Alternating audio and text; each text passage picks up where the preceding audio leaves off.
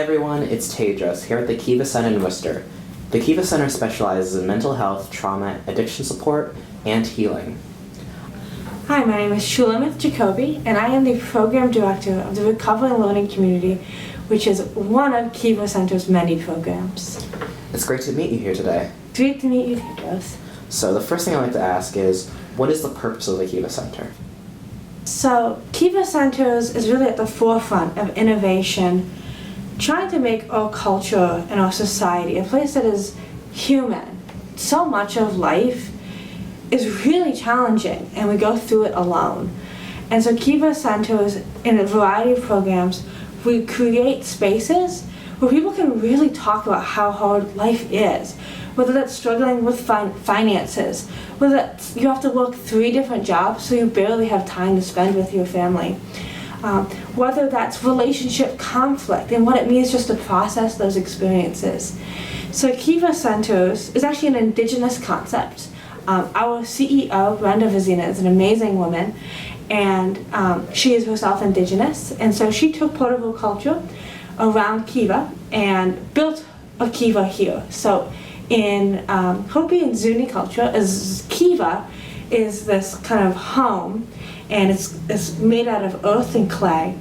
And what you would do is you would kind of climb a ladder down into this beautiful earth home, and in that space, you would kind of be a space of self-reflection, of meditation, kind of going deep within yourself to figure out different parts of yourself that you might have been disconnected from, and then connect with other people.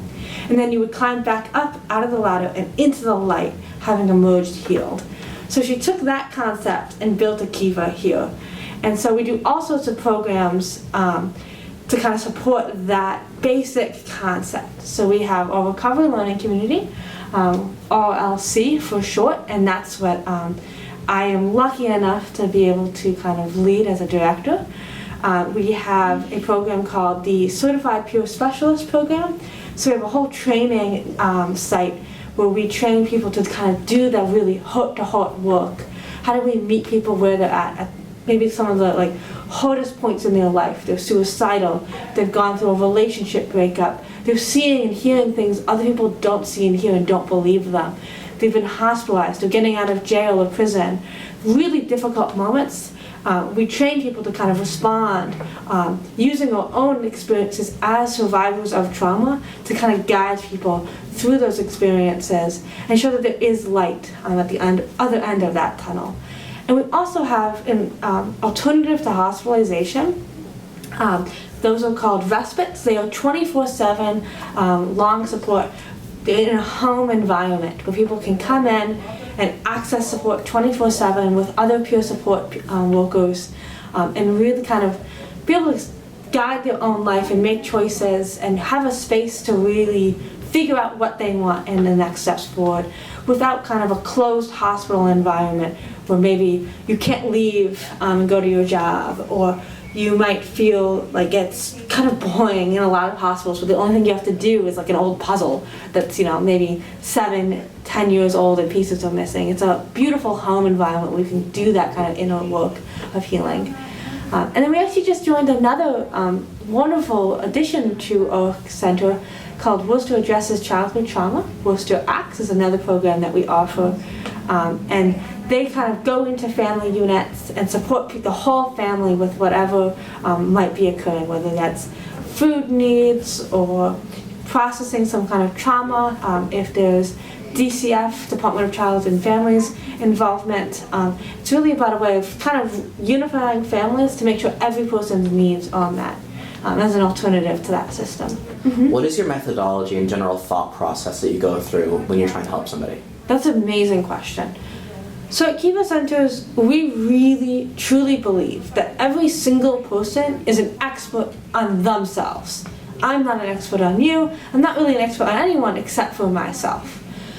And so our philosophy is that when we come from that kind of humbling place, we're not coming as clinicians, we're not coming from someone who's had a formal education, but we're coming from a place of, I've had my own experiences of surviving suicide, surviving domestic violence, and I know what it's like intimately to be in those shoes. And so when we come and we meet someone where they're at, my understanding is that I can share my story, and that parts of my story might resonate. Parts of my story might not, but it's up to that individual to say, hey, that really works for me. Or I want to know more. I want to feel connected again. I want to find out other resources. And so we really leave it to the person that we're supporting to kind of be the leader and the guide to their own recovery and their own healing journey. Can you give me a bit more insight into what it's like to participate and what kind of community you're trying to create between the people in the Kiva Center? Yeah, so the Kiva community, what's called the Recovery Learning Community, is just as beautiful. This is a space that means everything to me. So when I walked into Kiva a few years ago, I was in an abusive relationship. I was just really struggling. I was extremely depressed. And I didn't understand why life was so difficult. I felt just this constant struggle. Every day felt like a struggle to be alive. And I came here, and I actually came and I was like, I really need to go to the hospital. I'm going to end my life. And what happened was that people kind of surrounded me with compassion. They surrounded me with, hey, I've been there. I know what it's like to feel like I can't move another day. And it wasn't that there was any pills that were prescribed. It wasn't that there was anything that was said that made it okay, right? Because it wasn't okay. But what happened was I was with enough people who really got it at that kind of visceral gut level, who also were able to share their own ways of surviving. And not just surviving, but thriving, right? Like, yeah, I was suicidal for a decade, and I realized that it was because I was in a bad relationship, or another person would talk to me, and we realized that we really shared, even though we came from wildly different backgrounds, we were able to connect over our relationships with our dads and the complications around that. And so it was being in a community that had similar experiences and really different experiences, where I was able to kind of basically write my own narrative again. There were so many things that had happened to me that I felt like I didn't have control over my life anymore. And Kiva was a space that first was validated. I was like, I'm going to listen and I'm going to be here with you. But then second, also empowered me to feel like I could control my life. I could live a life. I could build a life that was meaningful and that I want. And so since then, I really feel like Kiva has saved my life. And that's why I feel so honored to be in the position that I'm in, because it's a space where I want to give back to all the people who helped me on my journey. And yeah, so it's kind of a beautiful space for people from really all walks of life coming together, talking, flourishing, singing, dancing, processing grief together, talking about intergenerational trauma, what it means to grow up with parents who love you, but who also hurt you. What it means to process life events or politics or just the crazy stuff we're hearing on the news all the time. And to do that in a community that is non-judgmental and is non-coercive. So I know I can speak my truth here. No one's going to call 911 and say you need to be hospitalized, you need to be carted off. I can say whatever I want. And people are here to really listen, to understand, rather than to judge or to take control away or to say, you're crazy, or you need to do something. It's like, all right, let's be here with you, let's explore that. How can we explore that together? What change are you trying to make in the world at large or in society? Yeah, it's a beautiful question. I want there to be more spaces where people feel like they don't have to do it alone. I think so much of life is already hard enough, and I think so many of us have been told through messages in our environment that you don't matter, right? Or that there's no one out there who you will be able to connect with. I want there to be more spaces where you can find friends, where you can find community. I want there to be more spaces where you can really talk openly about wanting to end your life without that fear of hospitalization. I want there to be spaces we can talk about how painful it is to love someone who's going through a really hard mental health challenge, because that's also its own struggle and its own pain. And so the change that I want to make is I want there to be more conversations that we can have, and that those conversations feel safe for every person involved, and we have space where we can be true to all parts of ourselves, all of our needs, and acknowledge also some of the ways in which hurt people who are hurting, can cause harm, because there's a lot of stigma around that too.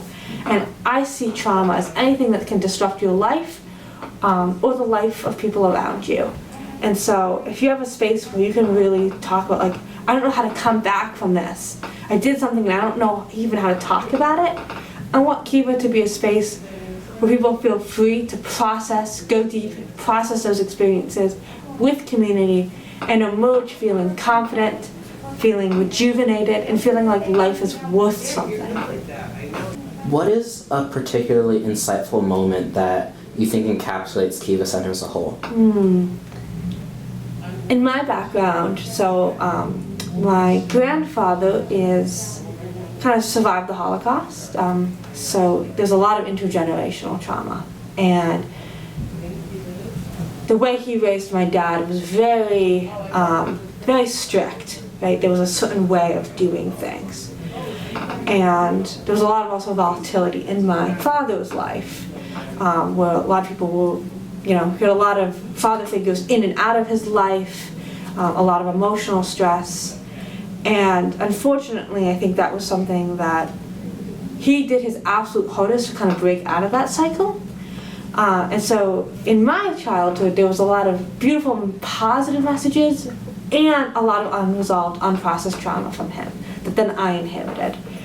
And so I had a very difficult relationship with my dad, and it was a relationship that I felt like I wasn't able to move forward with. When I came to Kiva, I met another person, another community member, who was of the same generation as my dad. And different person, so I was able to form a connection with this community member. And through that kind of conversation, I was able to kind of hear from this other person different perspectives, different ways that he was raised, different things that he was processing. For him, this community member was really processing not having a relationship with his own daughter. And to hear from that other side and the way that that hurt him and hurt his soul and everything that he was doing to try to make amends and process those experiences and unlearn the things that he learned in his own childhood was deeply healing to me, to witness this other person's healing journey. And from that, I was able to really kind of go back to my family and reapproach it from very different angles that we hadn't approached it from before. It doesn't mean that things are solved or that the past is changed, but what it did do was it enabled me to reframe my experiences and able to heal parts of myself. And because I was able to do that, I was then able to give back and give compassion to people in my life who have hurt me, but who also tried their absolute hardest.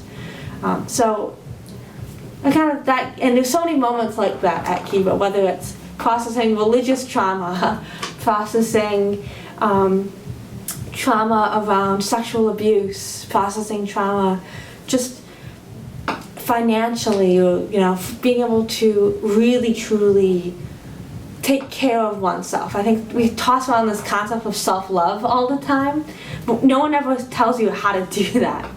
And so Kiva is a place where we can learn how to do that. What do you think is the most important thing you've learned from the Kiva Center? This is actually going to sound contradictory.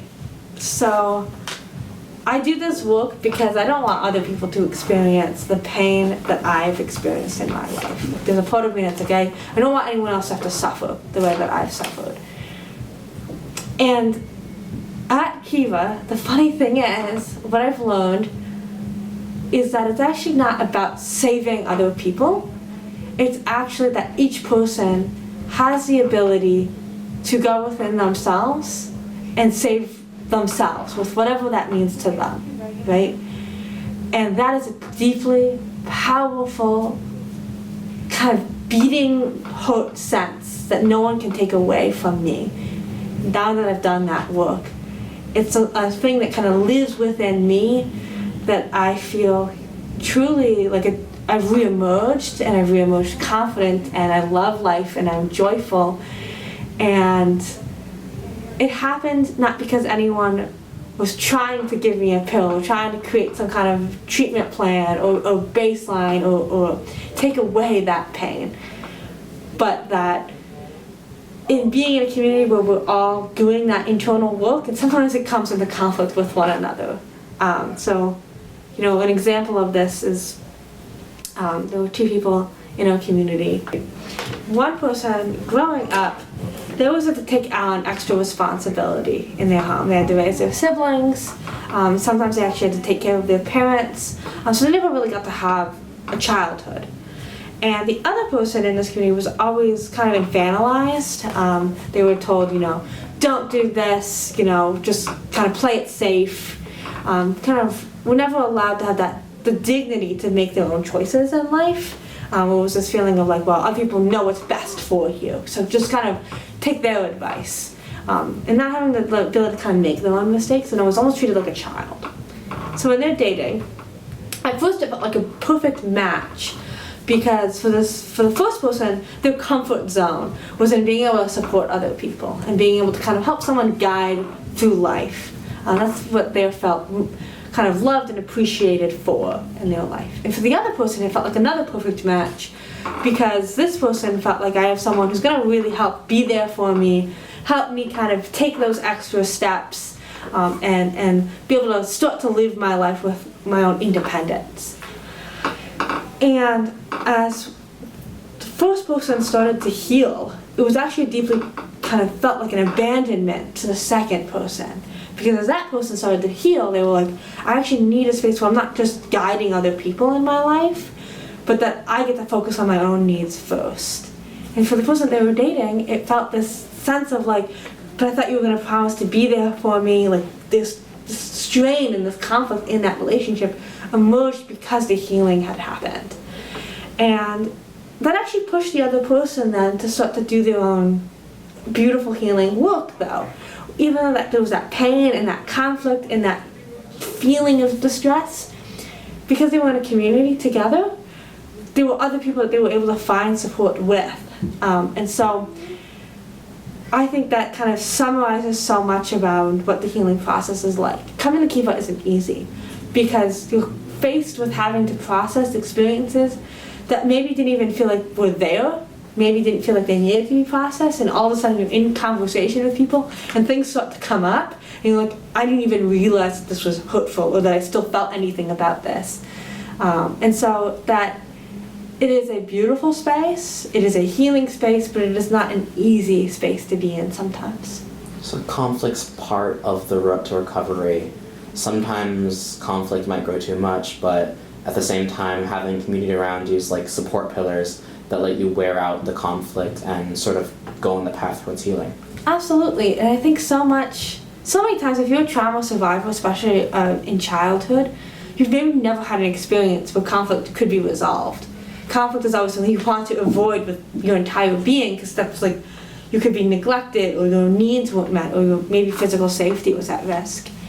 And so it can be terrifying to have conflict in a space that's supposed to be a space of safety. Have you made friendships or maybe relationships with people that through the Kiva Center, and what do those relationships mean to you? Oh, I have made some of my closest, deepest connections here at Kiva.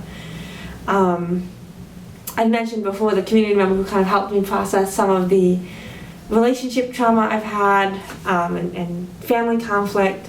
I've also made friends who are just joyful, right? Like bringing back that joy. One thing in my childhood experiences was school was a very huge pressure on me, and it was something I was really put a ton of pressure within myself to do well in, and so it's also something I kind of avoided for a while after graduating college. But here at Kiva I was actually able to start to do education things, not because I had some stress in mind. Like in my mind it was like I had to get all A's so I could have a good job so I could support my family financially. And that pressure was really intense on me, and I felt really overwhelmed when I wasn't perfect at things.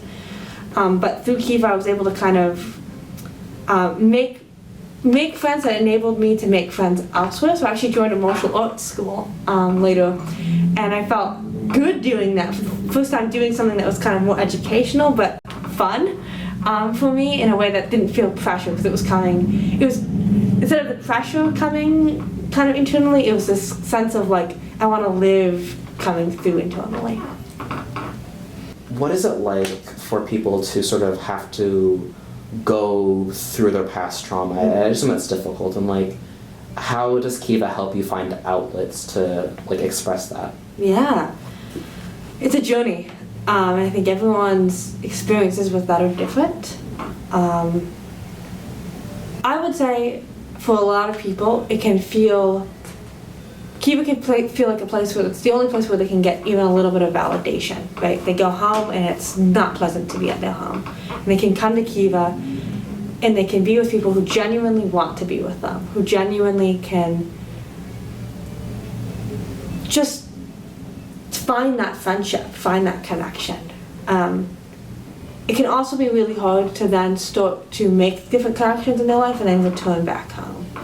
And so I think there's a lot of people who can sometimes need to take a break from Kiva, because maybe for a minute they're processing something and actually need to take a break and not process something.